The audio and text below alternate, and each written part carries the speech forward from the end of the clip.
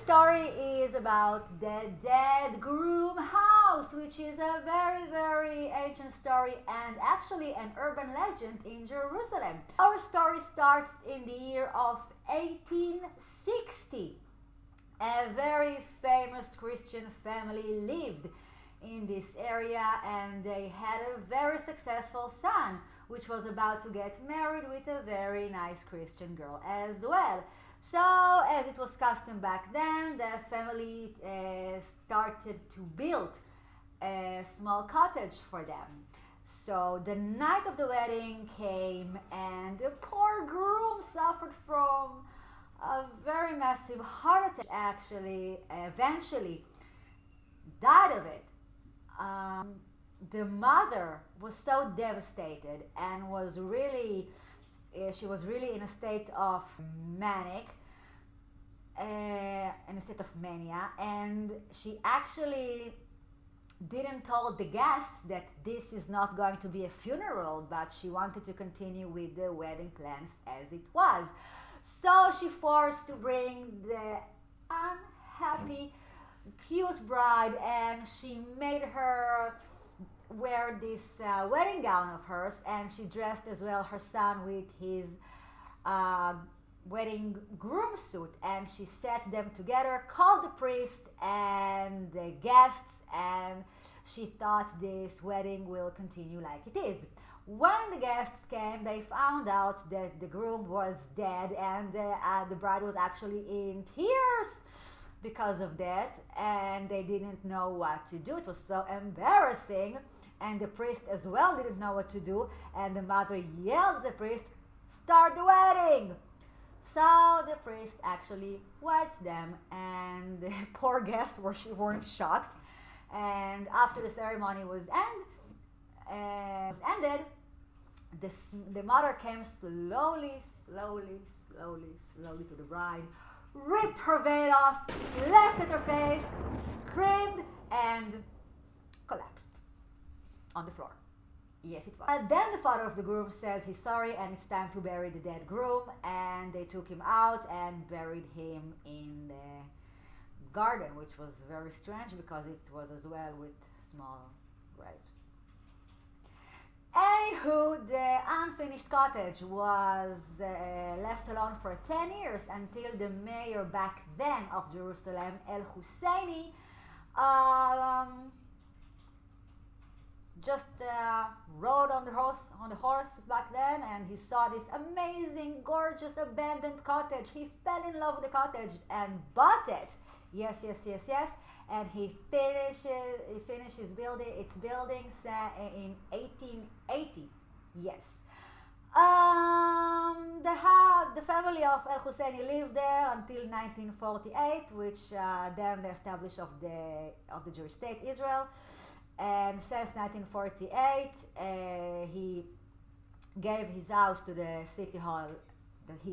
His family gave the house to the Jerusalem City Hall, and since then it's one of the former residents of the City Hall of Jerusalem. That's it. I actually went there 2 years ago. This cottage locates in Yaffa Street, in the very central street. You can, if you ever walk there, visit, you can see that house. And I didn't know what it was in the beginning, but I saw people just crossing the side of it. Didn't try even to make close contact with it, and it looked really, really strange. And I asked one of the women who passed there, I said, what's the story with the house? She said, didn't you know it's the dead groom's house? Stay away from it. Why? Because it's haunted. Oh my God. Finally, and ever since I heard that this house is actually haunted, I try to pave my way into it, yet to understand that it's full with cameras because it's one of the former residents of the city hall. So I back off, and then I continue investigated by myself, which I learned that was actually a mayor named Al Husseini, and he did bought this house, and then his family gave it away to the City Hall of Jerusalem in 1948, and then I realized that it was actually before El Husseini, it was the dead groom's house, I think their name was Mustafa, I don't know. But it was a family that planned to live there. So basically, I think it has 60-70% of truth in this story, which is a very large amount to believe. So, as I said, I investigated, and people actually know about this house. They know its history, and they're really spooked by it. Until today, before COVID-19, I traveled again, and nobody ever walked near it. Again, I asked people about it. They still stuck with the story about this place being haunted.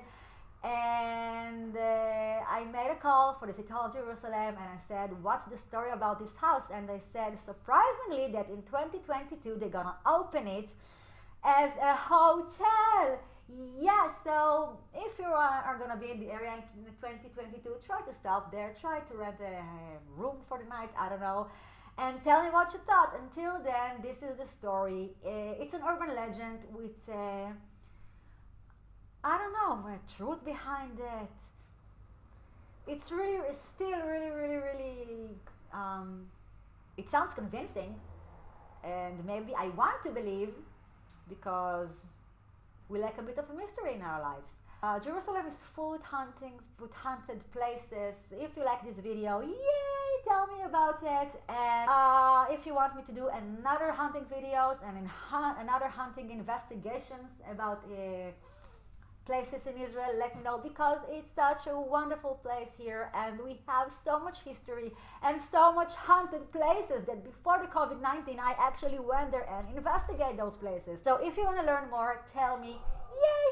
Oh, one more thing, don't mess up with the politics. I don't give a fuck about it. I don't care about it. I'm here for the fun, I'm here for the information, I'm here for the history. So let's do this, and please stay safe in this crazy time.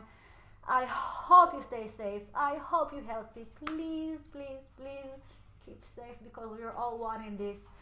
Let me know what you think. Until next time, as here in Israel we say, bye.